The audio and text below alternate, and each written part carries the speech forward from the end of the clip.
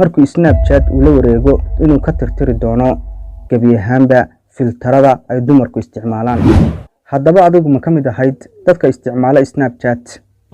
Assalaamu calaykum waraxmatullaahi wabarakaatu. soo dhawaada asxaabteeda qaaliga ee ku xidhan channelkeena Maxamed Wardi Official.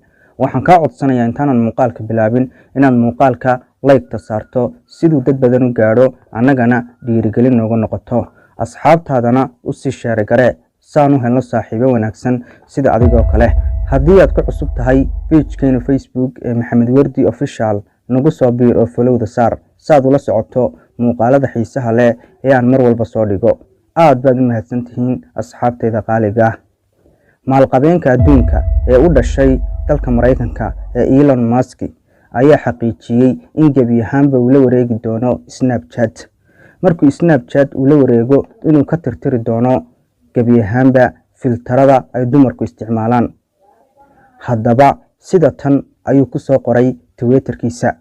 waxa uu ku soo qoray: marka xigta waxaan iibsanayaa Snapchat oo aan ka tirtirayaa dhammaan filtarada. ku soo dhawaada xaqiiqada haweenow. sidaas ayuu ku soo qoray Twitterkiisa. haddaba runtii Snapchat waxa ku xidhnaa boqolaal qof oo dumar ah.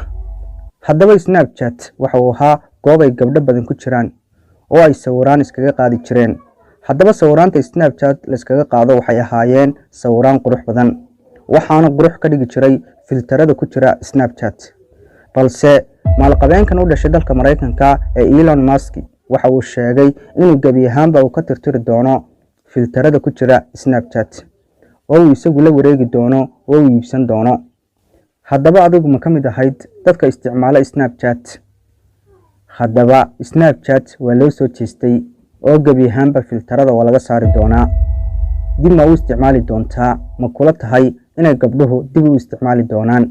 xataa gabdhuhu moobiladooda mar walba ay ku shuban jireen Snapchat, waxaana runtii ay aad u jeclaayeen sawiraantu qaado. balse xaaladdu way isbedeshay oo maalqabeenkan dalka Mareykanka u dhashay ayaa sheegay inuu gebi ahaanba uu la wareegi doono Snapchat oo uu ka tirtiri doono filtarada ku jira. asxaabteeda qaaliga, waa anigoo ah Maxamed Wardi Cali oo idin leh muuqaalka like saara siduu dad badan u gaadho annagana dhiirigelin nooga noqoto.